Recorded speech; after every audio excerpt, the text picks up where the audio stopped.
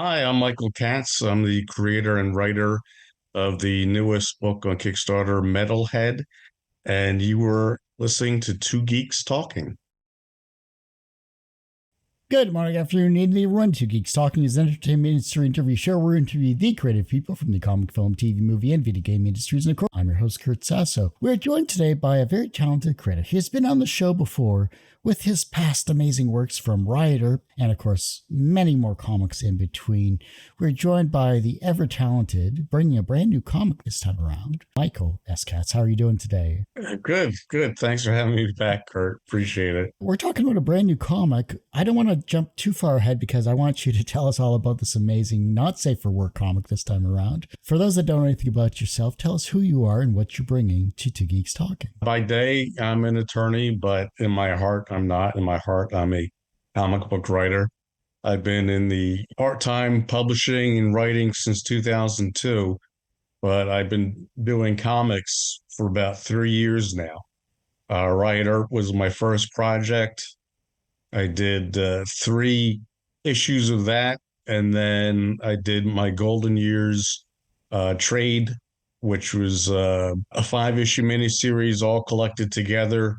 I like people to have complete stories when they read, so they don't have to wait because when you're dealing with Kickstarter, there can be long waits in between issues. So what's the project this time around? Metalhead is, hardcore sci-fi, not safe for work. It's got adult themes. It's got sex in it. If you check out our Kickstarter page, you'll see some of the sample pages edited for public consumption. There are some sex scenes in the book. We have a variant cover with nudity on it as well. It's going to be a 48-page book plus bonus materials, including some pinups. And this is part one of two. The second and final issue is going to be coming out later this year.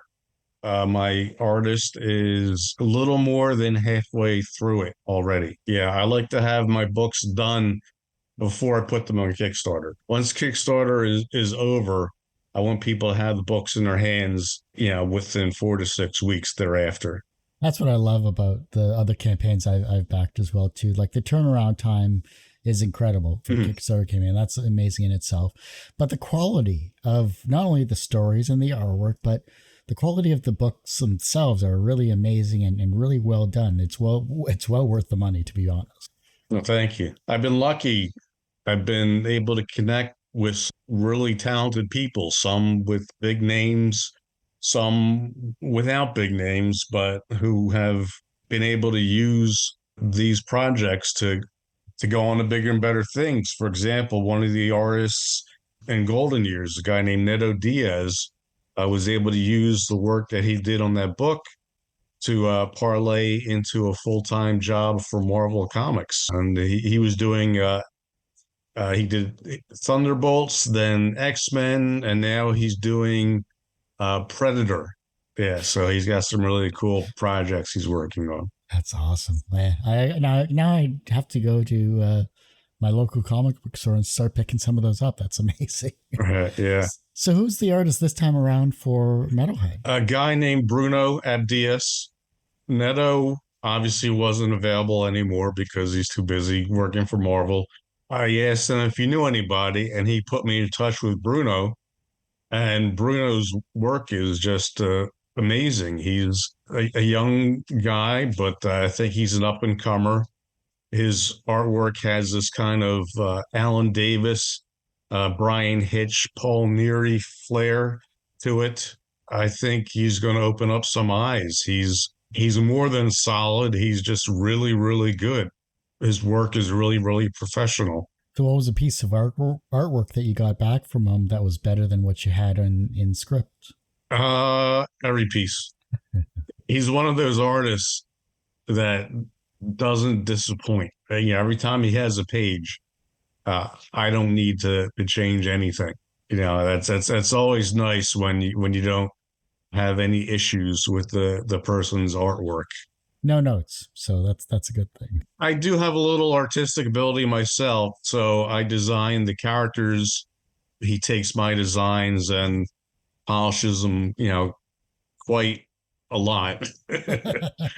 Once it gets to the page itself, he really, puts pen to paper quite well. That's what I love. The action that you have in this comic from the preview. I got to read the colors themselves as well too, the interaction of the characters. What is the elevator pitch, so to speak, of this particular comic? It takes place present time, shortly after an alien invasion, and the aliens have concentrated their efforts over Australia, and the rest of the world has left them to their own devices. So Australia is kind of on its own. And that's kind of why I picked Australia as the setting, because I wanted a country slash continent that would be able to be ignored by the rest of the world. So our protagonist is Phil. He is one of hundreds of mindless slaves who are plugged into alien exoskeletons so they can conduct mining. And Phil is special because he was in a car accident as a kid and he wound up with a metal plate in his head. And that's where the name Metalhead comes from. So the plate interferes with the exosuit, and he has dreams and flashbacks of aliens who have worn the suit in the past.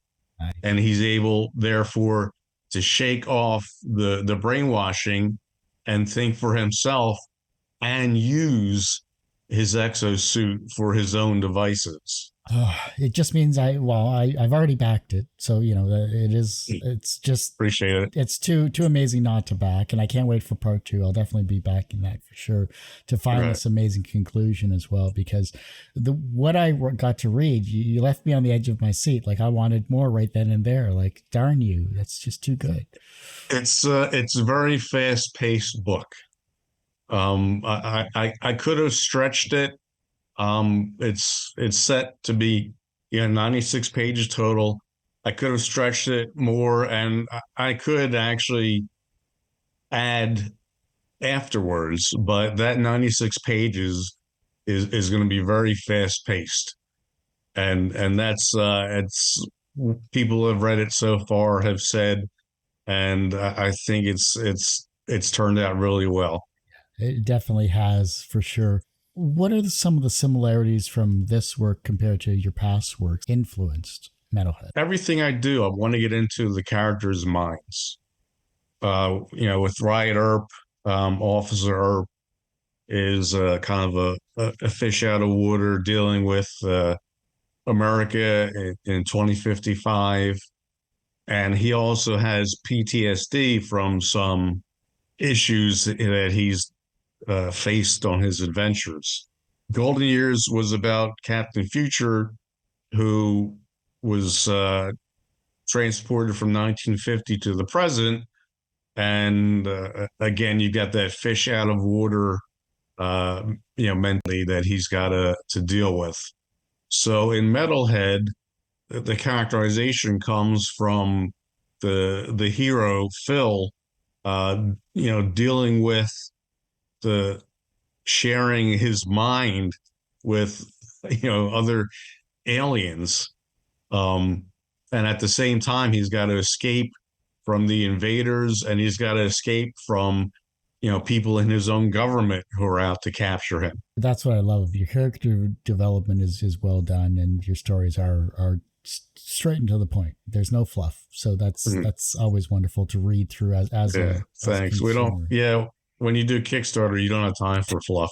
You gotta catch people right away to get them to come back. And I've been lucky. I've had a lot of people. Every time I send the books out, because I do it myself, I recognize a lot of names every time around. So it's nice to have some fans. Repeat customers sorry, repeat fans. Right. Right. Both. Yeah. The campaign itself is currently ongoing as of this recording. How's the campaign been so far, and what tiers are, I should say, do we have to look forward to? Campaign has done quite well so far. In the first week, we're already past the 50% point. Tiers, we have the standard book, digital, then hard copy. We have the variant cover, which is the nude cover featuring the two main females in the book. We have what I usually like to do is release pinups. Uh, yeah, the artists always do pinups, and they're usually 8.5 by 11 or 9 by 12. Yeah, quality paper, almost cardboard. So they're, suitable to put up on the wall if you want. You can get both copies of the book. You can get our usual Strider Nolan sampler, which is 4 books from my publishing company, a variety of genres. Then we have commissions. We have commissions by the book's artist Bruno Abdias. We have commissions from writer artist Fred Bennis, and commissions from Daryl Banks, Oh, wow. who did the writer special and is working on my next book, Horror Show, with me. Yeah. That's amazing. How's that project going? It's going great. It's really scheduling is really up to Daryl. He's got a full-time job to deal with, and he does freelance stuff for DC Comics. So I've got to come last, but he never forgets about me. He can put out maybe 2 or 3 pages a week.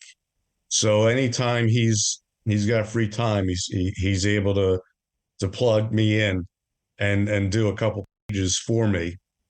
And it's a 40-page book, and we're up to page 28, I think.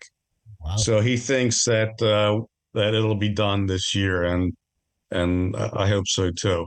I could launch the Kickstarter anytime, but I prefer to have the books completed before I do. I want that turnaround to be as fast as possible. As soon as the Kickstarter campaign is done, books go to the printer. I know exactly how many I need printed, and they will be printed and shipped within 4 to 6 weeks thereafter. Out of all the times you've been on the show, this is your very first not safe for work comic, which, hey, I'm not arguing against whatsoever. I think it's a well done piece of work personally as well too. Why did you want to create a not safe for work comic this time around?